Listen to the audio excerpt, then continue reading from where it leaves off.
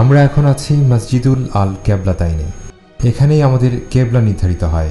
এখানে হজরত মুহাম্মদ সাল্লাল্লাহু আলাইহি সাল্লাম প্রথম 2 রাকাত নামাজ পড়েন জেরুজালেমে অবস্থিত আল আকসার দিকে মুখ করে, এবং পরে 2 রাকাত নামাজ পড়েন কাবা শরীফের দিকে মুখ করে, এবং তখনই কাবা শরীফ আমাদের কেবলা নির্ধারিত হয়।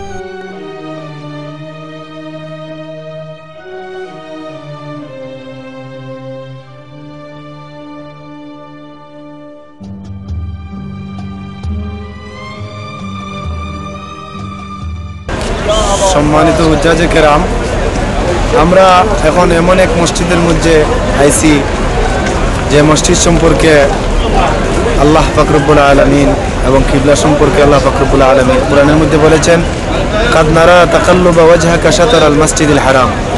তখন জিবরিল আমিনের দ্বারা ওহী নিয়ে যখন আল্লাহ রাসূলের কাছে আল্লাহর পক্ষ থেকে পাঠানো হইল, তখন জিবরিল আমিন আল্লাহ রাসূলকে বলল যে আজকে থেকে কিবলা মসজিদুল হারামের দিকে, আজকে থেকে মসজিদুল হারামের দিকে তুমি মুখ ফিরাইয়া নামাজ পড়ো। আর সর্বপ্রথম ছিল মসজিদুল আকসার দিকে নফি মুখ ফিরাইয়া নামাজ পড়তা। যখন এই আয়াত নাজিল হইল, তখন আল্লাহ পাকের রাসূল সাল্লাল্লাহু আলাইহি সাল্লাম এই মসজিদুল হারাম অর্থাৎ বাইতুল্লাহ শরীফের দিকে মুখ ফিরাইয়া এই নামাজ পড়লাম। এই জন্য এই মসজিদের নামকরণ করা হয়েছে মসজিদুল কিবলাতাইন।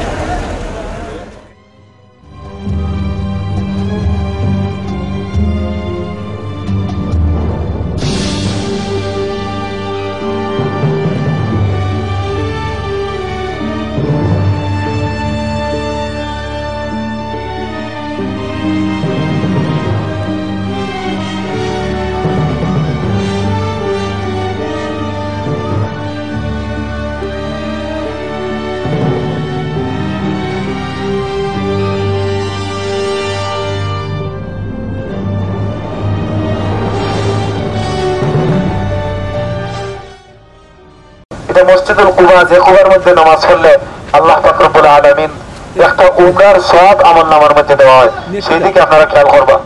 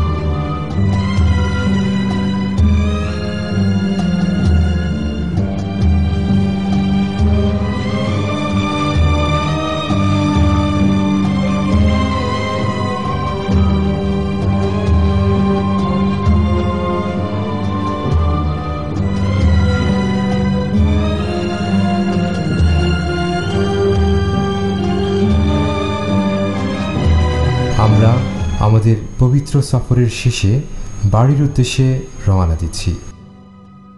আমাদের বিশ্বাস আপনারা আমাদের এই হজের পবিত্র সফরটি খুবই উপভোগ করেছেন। আমরা আশা করছি ইনশাআল্লাহ আপনাদের সাথে আমাদের দেখা হবে।